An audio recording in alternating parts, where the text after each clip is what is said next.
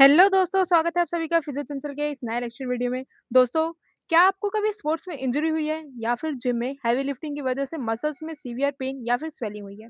ऐसे में जब हम फिजियोथेरेपिस्ट के पास जाते हैं ना, तो वो एक मशीन लेते हैं, थोड़ा-सा जेल लगाते हैं और उस पेन वाले एरिया पर अप्लाई करना शुरू कर देते हैं। इसको हम बोलते हैं अल्ट्रासाउंड थेरेपी। अब यहाँ पे सबसे पहला एक बड़ा कन्फ्यूजन दूर करते हैं कि ये वो अल्ट्रासाउंड नहीं है जो हम प्रेगनेंसी में पेट को स्कैन करने के लिए यूज़ करते हैं। वो डायग्नोस्टिक अल्ट्रासाउंड होता है जो अंदर देखने के लिए होता है। और ये जो हम बात करने वाले हैं आज, ये है थेरेप्यूटिक अल्ट्रासाउंड, यानी कि हम जो ट्रीटमेंट के लिए यूज़ करते हैं, ठीक है? तो चलो आओ देखते हैं अल्ट्रासाउंड को। हमारा जो अल्ट्रासाउंड मशीन होती है, it is a form of mechanical high frequency sound waves. It is a form of mechanical high frequency sound waves. इतनी ज़्यादा हाई होती है, जो नॉर्मल ह्यूमन बीइंग की जो हियरिंग फ्रीक्वेंसी होती है, उससे भी कहीं ज़्यादा। कितनी ज़्यादा? It is more than 20,000 hertz. More than 20,000 hertz. It is used as a therapeutically in physiotherapy. हमारे फिजियोथेरेपी में ये यूज़ होता है। ये किसी भी पेशेंट्स के टिश्यूज़ पे 2 चीज़ें, या तो थर्मल या फिर नॉन थर्मल इफेक्ट्स प्रोड्यूस करती है और पेशेंट्स को पेन रिलीफ करवाती है। ठीक है? सो डेफिनिशन में हमें क्या-क्या याद रखना है? It is a form of mechanical energy. इसकी फ्रीक्वेंसी इतनी ज़्यादा होती है, कितनी ज़्यादा होती है? It is more than 20,000 hertz. इसको हम फिजियोथेरेपी में यूज़ करते हैं फॉर द थेरेपेटिकली पर्पस। और ये हमारे पेशेंट के टिश्यूज़ में थर्मल या फिर नॉन थर्मल इफेक्ट्स प्रोड्यूस करती है और पेन रिलीफ करती है। फ्रीक्वेंसी की बात कर रहे थे हम, 2 फ्रीक्वेंसी यूज़ होती है। यहाँ पर 1 मेगाहर्ट्ज़ की फ्रीक्वेंसी यूज़ होती है और 3 मेगाहर्ट्ज़ की फ्रीक्वेंसी यूज़ होती है। जो 1 मेगाहर्ट्ज़ की फ्रीक्वेंसी होती है, वो हम डीप टिश्यूज़ के ट्रीटमेंट के लिए करते हैं। जब कभी भी पेशेंट के डीप टिश्यूज़ को हमको ट्रीट करना होगा, तब हम 1 मेगाहर्ट्ज़ की फ्रीक्वेंसी लेते हैं। और अगर उसके सुपरफिशियल टिश्यूज़ को इफ़ेक्ट करना होगा, यानी कि ट्रीट करना होगा, तब हम 3 मेगाहर्ट्ज़ की फ्रीक्वेंसी यूज़ करते हैं। ठीक है? तो ये 2 मेजर फ्रीक्वेंसीज़ हम यूज़ करते हैं। नाउ जो 1 मेगाहर्ट्ज़ की फ्रीक्वेंसी जो हम टी डीप टिश्यूज़ के लिए कर रहे थे, वो किसको-किसको अफ़ेक्ट है? ये मसल, लिगामेंट्स और जॉइंट कैप्सूल्स। और जो 3 मेगाहर्ट्ज़ की फ्रीक्वेंसी हम यूज़ करते हैं, वो टेंडन्स और स्किन के लिए यूज़ करते हैं। ठीक है? तो ये 2 मेजर फ्रीक्वेंसीज़ हम यूज़ करते हैं। नाउ अब ये जो आप जो अल्ट्रासाउंड अप्लाई करते हो, वो काम कैसे करता है? किस तरीके से आप बस वो मशीन को लगा रहे हो और वो पेशेंट को पेन रिलीफ कर रहा है, यानी कि वो साउंड प्रोड्यूस कर कैसे रहा है? किस तरीके से वो साउंड प्रोड्यूस कर रहा है? जो आपने अगर अल्ट्रासाउंड मशीन देखा होगा, तो उसके हेड के अंदर में ना क्रिस्टल्स प्रेज़ेंट होते हैं। उसका जो हेड होता है, हमारी जो अल्ट्रासाउंड मशीन्स होती है, उसका हेड होता है। अब यहाँ पे 2 चीज़ें होती हैं, एक तो होता है डायरेक्ट पीज़ोइलेक्ट्रिक इफ़ेक्ट। देखो, जो हेड होगा उसके अंदर क्रिस्टल्स होती है और वो क्रिस्टल्स क्या करती है? वाइब्रेट करती है और वाइब्रेट कर करके साउंड वेव्स प्रोड्यूस करती है। और वही साउंड वेव्स हम लोग उसी साउंड वेव्स को बोलते हैं पीजो इलेक्ट्रिक इफेक्ट, यानी कि वो जो क्रिस्टल है, वो क्रिस्टल वाइब्रेट करके जो है हमें साउंड वेव्स प्रोड्यूस कर रही है, यानी कि अल्ट्रासाउंड वेव्स प्रोड्यूस कर रही है। अब ये जो डायरेक्ट पीजो इलेक्ट्रिक इफेक्ट होता है, ये हम लोग ये यूज होता है डायग्नोस्टिक अल्ट्रासाउंड में। जब कभी भी आप प्रेगनेंसी या फिर किसी डायग्नोस्टिक के लिए अल्ट्रासाउंड करवाते हो, तब यहाँ पे ये चीजें यूज होती है। अब कैसे यूज होती है? तो जब कभी भी आप जाते हो तो देखा होगा कि डॉक्टर क्या करते हैं, मशीन लेते हैं, वही अल्ट्रासाउंड का मशीन लेते हैं, उसके ऊपर जेल लगाते हैं और फिर वो आपके बॉडी पे उसको अप्लाई करने के जो जैसे ही वो अप्लाई करते हैं, तो वो थोड़ा सा प्रेशर बनाते हैं, आपकी बॉडी में प्रेशर बनाते हैं। तो वो जो मैकेनिकली प्रेशर बनाते हैं, उस मैकेनिकल प्रेशर की वजह से हमारा जो क्रिस्टल है वो वाइब्रेट होना स्टार्ट होता है। और जैसे ही वो वाइब्रेट होना स्टार्ट होता है, तो वो वाइब्रेट होकर के इलेक्ट्रिकल एनर्जी जनरेट करता है। और यही इलेक्ट्रिकल एनर्जी आपको कंप्यूटर पे मिलती है और अंदर की जो भी चीज़ें हैं, अगर आप प्रेगनेंसी पे करवा रहे हो, तो अंदर में बेबी कैसा है, ठीक है कि नहीं है, ये चीज़ें आपको कंप्यूटर पे वहाँ पे दिखती है और इसी को हम लोग बोलते हैं डायग्नोस्टिक अल्ट्रासाउंड। जो हम फिजियोथेरेपी में यूज़ करते हैं, उसको हम बोलते हैं reverse piezoelectric effect. Reverse piezoelectric में क्या होता है? रिवर्स पीज़ोइलेक्ट्रिक इफ़ेक्ट में आप इलेक्ट्रिकल एनर्जी देते हो। यानी कि उस मशीन को आप स्विच बोर्ड से कनेक्ट करते हो। जैसे ही स्विच बोर्ड से कनेक्ट करते हो, वहाँ से इलेक्ट्रिकल एनर्जी आता है। इलेक्ट्रिकल एनर्जी आने आते ही वहाँ पे क्या होता है? वहाँ पर मैकेनिकली वाइब्रेशन होता है। वहाँ पे क्या होता है? मैकेनिकल वाइब्रेशन होता है और मैकेनिकल वाइब्रेशन होने की वज़ह से वो क्रिस्टल्स वाइब्रेट होती है और क्रिस्टल वाइब्रेट्स होकर के क्या करती है? हमारी अल्ट्रासाउंड वेव्स प्रोड्यूस करती है और यही अल्ट्रासाउंड हम लोग थेरेपेटिकली पर्पस में यूज़ करते हैं, ताकि पेशेंट्स को हम पेन रिलीफ करवा सकें।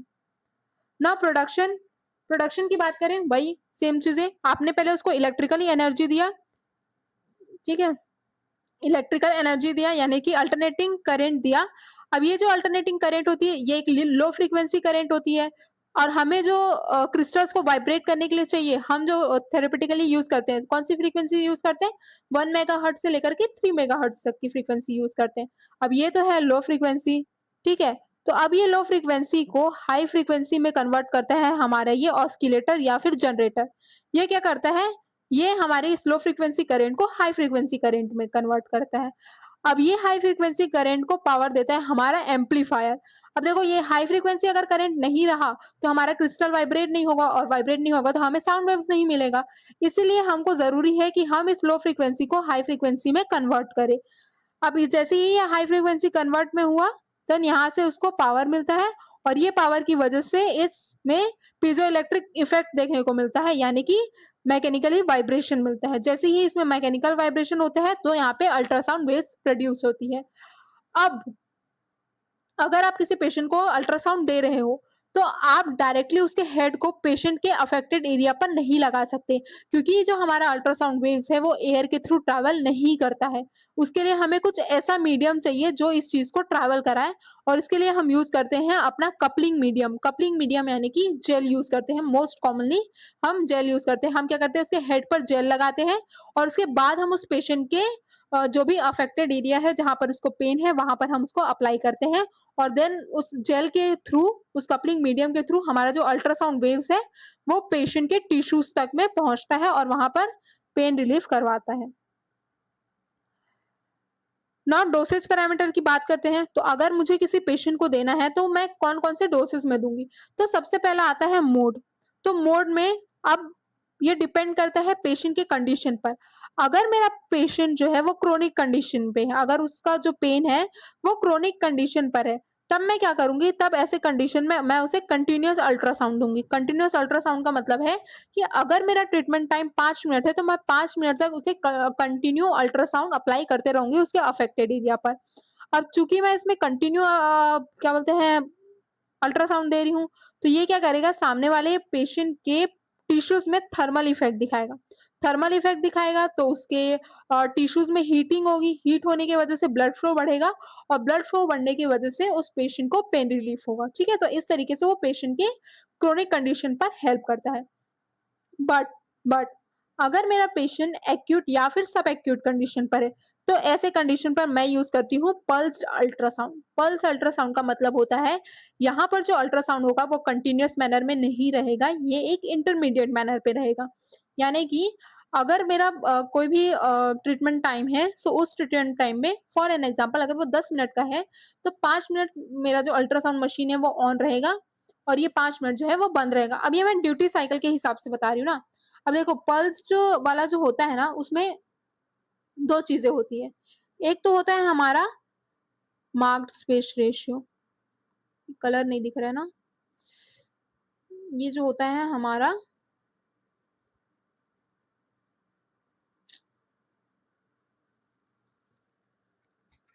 ये होता है हमारा mark space ratio, mark space ratio. इसमें क्या होता है, अब इसमें 2 टाइप के रेशियो यूज़ होते हैं 1:1 या फिर 1:4। इसका मतलब ये है कि कितने समय तक हमारा जो है अल्ट्रासाउंड मशीन वो ऑन रहेगा और कितने समय तक हमारा जो अल्ट्रासाउंड मशीन है वो ऑफ रहेगा। अगर आप 1:1 का रेशियो लेते हो, ठीक है? 1:1 का रेशियो लेते हो तो 1 सेकंड ये 1 सेकंड ये आपका ऑन रहेगा, 1 सेकंड ये आपका ऑफ रहेगा, ठीक है? ये कंटिन्यू मैनर में नहीं है, ये इंटरप्टेड मैनर पे है। ठीक है? अगर आप 1:4 का लेते हो, तो ये 1 सेकंड ऑन रहेगा और 4 सेकंड ऑफ रहेगा, ठीक है? इस तरीके से ये अल्ट्रासाउंड मशीन वर्क करता है। बट अगर हम ड्यूटी साइकिल की बात करते हैं, ड्यूटी साइकिल, ठीक है? ड्यूटी साइकिल में आपको ये सेकंड्स में नहीं दिखाता है, आपको ये परसेंटेज में दिखाता है।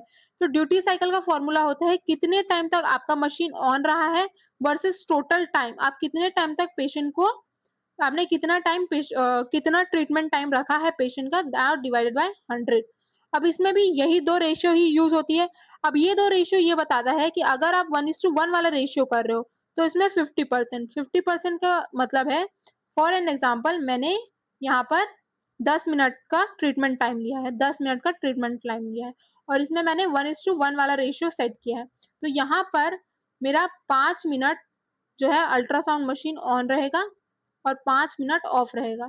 ये ऑल ओवर दिखा रहा है, ये ऑल ओवर दिखा रहा है ना? ऐसा नहीं है कि मतलब शुरू के 5 मिनट कंटिन्यू दे दिया, बाद के 5 मिनट ऑफ, नहीं, ये बीच-बीच में ऑन ऑफ होता रहेगा। ये टोटल टाइम दिखा रहा है, टोटल टाइम कि कितने टाइम तक आपका मशीन ऑफ था और कितने टाइम तक आपका मशीन क्या बोलते हैं, ऑन था। अगर आप 1:4 वाला रेशियो यूज़ कर रहे हो, तो यहाँ पे 20% यानी कि 2 मिनट आपका ऑफ था और बाकी के जितने भी मिनट थे, सॉरी, 2 मिनट आपका जो था वो ऑन था और बाकी के जितने मिनट थे वो ऑफ थे, ठीक है? तो इस तरीके से ये जो है पूरा आपको दिखाता है यहाँ पे पल्स्ड वाला। नाउ इंटेंसिटी की अगर बात करते हैं, इंटेंसिटी, आप इंटेंसिटी कौन-सा यूज़ करो, ये भी आपके क्या बोलते हैं, पेशेंट पे डिपेंड करता है कि वो कौन से कंडीशन पे आया है, ठीक है? इसको हम लोग मेज़र करते हैं वॉट पर सेंटीमीटर स्क्वायर, ठीक है? डब्ल्यू का मतलब होता है वॉट पर सेंटीमीटर स्क्वायर। अगर मेरा पेशेंट एक्यूट कंडीशन पर है, तो मैं इसे 0.1 से लेकर के 0.5 वॉट पर सेंटीमीटर स्क्वायर दूँगी। सब एक्यूट कंडीशन पर है, तो 0.5 से लेकर के 1 वॉट पर सेंटीमीटर स्क्वायर।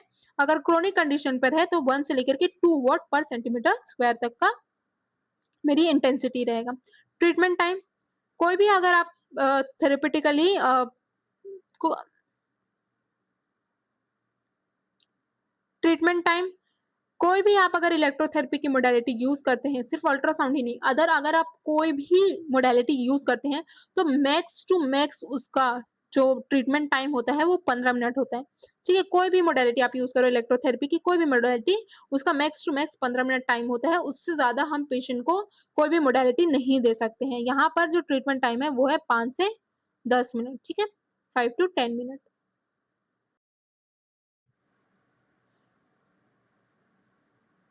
अब बात करते हैं अल्ट्रासाउंड फ़ील्ड की। अल्ट्रासाउंड फ़ील्ड यानी कि आपका अल्ट्रासाउंड जो है वो कित मतलब मैं अगर किसी पेशेंट को दे रही हूँ, तो वो उसके टिश्यूज़ में कितने अंदर तक जा रहे हैं, ठीक है? तो सबसे पहले आता है हमारा नियर फ़ील्ड। नियर फ़ील्ड का मतलब है मैं अगर उसके टिश्यूज़ में अल्ट्रासाउंड थेरेपी अप्लाई कर रही हूँ, ठीक है? तो जो उसके पास वाला एरिया होगा, जो टिश्यू पास में होगा, उसको बोलेंगे हम लोग नियर फ़ील्ड। वहाँ पर इंटेंसिटी कैसी रहेगी? अनइवन रहेगी। और चूँकि वो एरिया सबसे पास है, वो एरिया उसके हेड के सबसे पास में है, इसलिए वहाँ पर हमको थेरेपेटिकल इफ़ेक्ट बहुत ज़्यादा दिखेगा, ठीक है? क्योंकि उसकी वहाँ पे इंटेंसिटी ज़्यादा होगी, इसलिए वहाँ पे थेरेपेटिकली इफ़ेक्ट भी बहुत ज़्यादा होगा। तो ये हम यूज़ करते हैं अपने फिज़ियोथेरेपी में for the therapeutically purpose. Far field जो होता है, फार फील्ड जो और दूर वाला एरिया होता है, दूर वाला, वहाँ पे हमारी इंटेंसिटी यूनिफ़ॉर्म होती है। ये हम कब यूज़ करते हैं, जब कभी भी आप डायग्नोस्टिक अल्ट्रासाउंड पे जाते हो ना, तो ये स्कैनिंग के लिए तभी ना आपको पूरा दिखता है, तो ये अंदर तक पूरा जाता है और आपको फिर वो स्कैन करके अंदर का पूरा, अगर प्रेगनेंसी पे करवा रहे हैं, तो वो बेबी को पूरा अच्छे तरीके से दिखाता है, ठीक है? Half wave distance, half wave distance जो होता है, ये वो जगह है जहाँ पर आपका जो वेव है, साउंड वेव्स है, वो ऑलमोस्ट 50% पे पहुँच गया है। यानी कि ये मेरा टिश्यू है, यहाँ पर वो एरिया जहाँ पर तुम्हारी जो अल्ट्रासाउंड वेव्स की जो इंटेंसिटी है, ठीक है? वो ऑलमोस्ट हाफ हो चुकी है, 50% हो चुकी है। देन आता है एटेन्युएशन। एटेन्युएशन का मतलब होता है यहाँ पर अब ऑलमोस्ट जो अल्ट्रासाउंड है, उसकी पावर कम हो चुकी है। अब वो क्यों कम हुई है? इतना अंदर जाते तक से जो टिश्यूज़ है, उसने उस वेव्स को एब्ज़ॉर्ब कर लिया है। अब ये एब्ज़ॉर्ब करके क्या करेगा वहाँ पे? हीट प्रोड्यूस कर दे रहा है। दूसरा आता है रिफ्लेक्शन, यानी कि बहुत से ऐसे वेव्स होंगे जो रिफ्लेक्ट हो गए होंगे। और तीसरा आता है स्कैटरिंग। स्कैटरिंग यानी कि अंदर से और जा कर के जितनी भी वेव्स है वो बिखर चुकी होगी। ठीक है? तो ये हमारा अल्ट्रासाउंड फ़ील्ड हो गया। देन आता है कपलिंग मीडियम। मैंने आपको पहले ही बताया था कि हमारा जो अल्ट्रासाउंड वेव्स है, वो एयर के थ्रू ट्रैवल नहीं कर सकता है, ठीक है? एयर के थ्रू ट्रैवल नहीं कर सकता है। इसलिए हमें कोई ऐसा कपलिंग मीडियम चाहिए, जो उस अल्ट्रासाउंड वेव्स को प्रॉपर्ली हमारे टिश्यूज़ में ट्रैवल करवा सके। तो उसके लिए मोस्ट कॉमनली हम जो यूज़ करते हैं, वो होता है हमारा जेल।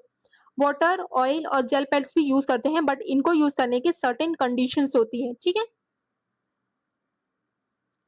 देन अब इफ़ेक्ट्स क्या-क्या ये कर रहा है, तो 2 इफ़ेक्ट्स कर रही है। एक तो थर्मल इफ़ेक्ट कर रहा है, एक तो नॉन थर्मल इफ़ेक्ट्स कर रहे हैं। थर्मल इफ़ेक्ट में क्या कर रहा है, ये आपके टिश्यूज़ के टेम्परेचर को बढ़ा दे रहा है। ये जो भी पेशेंट है, उसके टिश्यू के टेम्परेचर को बढ़ा दे रहा है। अब ऑब्वियस सी बात है, अगर उसका टिश्यू का टेम्परेचर बढ़ा, टेम्परेचर बढ़ने की वजह से ब्लड फ्लो भी इंक्रीज़ होगा और ब्लड फ्लो इंक्रीज़ होगा, तो क्या होगा, जो भी अगर आपका बहुत मसल स्पाज़म है, अगर मेरे पेशेंट में स्पाज़म है जिसकी वजह से उसको पेन हो रहा है, तो क्या होगा, उसके मसल्स रिलैक्स होंगे और जैसे ही उसका मसल रिलैक्स होगा तो उसको पेन रिलीफ होगा, ठीक है? Non thermal condition, non thermal में ये कैसे अफ़ेक्ट करता है, देखो, नॉन थर्मल में ये सबसे पहला काम करता है कैविटेशन। कैविटेशन का मतलब होता है जिस भी एरिया पे आप दे रहे हो, वहाँ पे अगर अंदर में फ्लूइड भरा होगा, देखो थर्मल इफेक्ट आपको कब देखने को मिलेगा? थर्मल इफेक्ट आपको तब देखने को मिलेगा जब आप अब किसी पेशेंट में कंटीन्यूअस अल्ट्रासाउंड दे रहे हो। कंटीन्यूअस अल्ट्रासाउंड दोगे तो उसके टिश्यू का टेम्परेचर कंटीन्यूअस अल्ट्रासाउंड दोगे तो उसके टिश्यूज का टेम्परेचर जो है वो बढ़ जाएगा और वो बढ़ने की वजह से ब्लड फ्लो बढ़ेगा, ठीक है। नॉन थर्मल इफेक्ट्स कब होता है? जब कभी भी आप पल्स अल्ट्रासाउंड दे रहे हो, क्योंकि आप इसमें ऑन ऑफ करके दे रहे हो, कंटिन्यू तो दे नहीं रहे हो। इसकी वजह से वो पेशेंट के बॉडी पे नॉन थर्मल इफेक्ट करेगा। यहाँ पे कैविटेशन होगा। कैविटेशन मतलब वो जिस भी एरिया पे आप अप्लाई कर रहे हो, उसके अंदर जो फ्लूइड्स होगी वहाँ पे बबल्स बनना स्टार्ट हो जाएगी। जो अफेक्टेड एरिया होगा, वहाँ पे बबल्स बनना स्टार्ट हो जाएगा। तो ये सबसे पहला स्टेप होगा। दूसरे स्टेप में वहाँ पे क्या होगा? Acoustic streaming. एकॉस्टिक स्ट्रीमिंग का मतलब होता है, अब चूँकि वहाँ पे बबल्स बन रही है, तो बबल्स बनने की वजह से जो आस-पास के एरियाज़ के जो फ्लूइड होंगे, उसके उसका जो फ्लूइड है, उसका जो फ्लो है वो बढ़ जाएगा, माने कि वो फ्लूइड जो है वो फ्लो होना स्टार्ट करेगा। अब चूँकि फ्लूइड जो है वो फ्लो होना स्टार्ट कर रही है, तो फ्लूइड फ्लो होने की वजह से सेल परमेबिलिटी बढ़ जाएगी, यानी कि जो अफेक्टेड एरिया होगा, उसका सेल परमेबिलिटी बढ़ जाएगा। अब टिश्यू फ्लूइड हो रहा है, तो टिश्यू जो फ्लो हो रहा है, उसमें कैल्शियम होगा, न्यूट्रिशंस होंगी, तो वो सारे सेल्स को मिलेगा, जो भी अफेक्टेड सेल है उसको मिलेगा। वो क्या करेगा? ये सारे कैल्शियम को लेगा, न्यूट्रिशन को लेगा और जिस भी जगह पर हमारा जहाँ पे हमारा जो भी प्रॉब्लम है, ठीक है, पेन है या व्हाटएवर कोई भी प्रॉब्लम है, वहाँ पे क्या होगा? चूँकि उसके सेल्स को कैल्शियम मिल गया, न्यूट्रिशन मिल गया है, तो वो क्या करेंगे? टिश्यू को हीलिंग करना स्टार्ट करेंगे। सो इस तरीके से जैसे-जैसे जो पेशेंट का टिश्यू हील होता जाएगा, तो उसको क्या होगा? पेन रिलीफ होगा। तो इस तरीके से नॉन थर्मल इफेक्ट्स हमारी या फिर पेशेंट्स की बॉडी पे होता है। So methods of applying ultrasound therapy. So सबसे पहला मेथड आता है डायरेक्ट कॉन्टैक्ट मेथड। ये मोस्ट कॉमनली हम यूज़ करते हैं जब कभी भी पेशेंट कोई आता है, हमें पेन है बोल रहा है, अगर उसके उस एरिया पर कोई भी इन्फेक्शन नहीं है, कोई भी वाउंड्स नहीं है, कुछ भी इंजरी नहीं है, तब हम उसमें डायरेक्ट कॉन्टैक्ट मेथड यूज़ कर सकते हैं। दूसरा आता है water bath method. Water bath method हम कब यूज़ करते हैं? जब कभी भी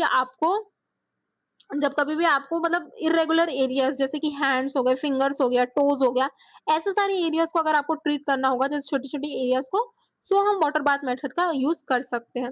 water bag method water bag method हम यूज़ करते हैं अनइवन सरफेसेस को ट्रीट करने के लिए और solid solid sterile gel pack method भी यूज़ होता है। ये यूज़ होता है अगर किसी पेशेंट को उस एरिया पर इंजरी है, बाउंड्स है, बहुत दर्द हो रहा है, ठीक है, हमें अल्ट्रासाउंड अप्लाई करना है, तो हम क्या करेंगे उसके लिए एक स्टेराइल जेल पैक लेंगे, उस एरिया के ऊपर में रखेंगे और उसके बाद हम उसको अल्ट्रासाउंड थेरेपी देंगे, ठीक है? तो ये 4 मेथड्स होते हैं।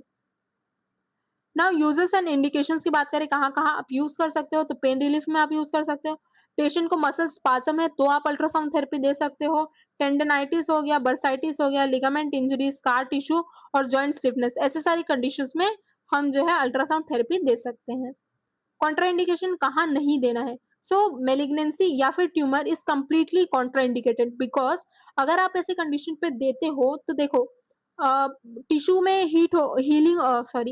टिश्यू में हीटिंग प्रोड्यूस हो रही है, हीट होने की वजह से ब्लड फ्लो बढ़ रहा है। अगर ब्लड फ्लो बढ़ा तो हो सकता है तुम्हारा ट्यूमर या फिर पेशेंट का ट्यूमर जो है वो स्प्रेड होना स्टार्ट कर जाए, ठीक है? तो ऐसे कंडीशन में हमें बिल्कुल भी नहीं देना है।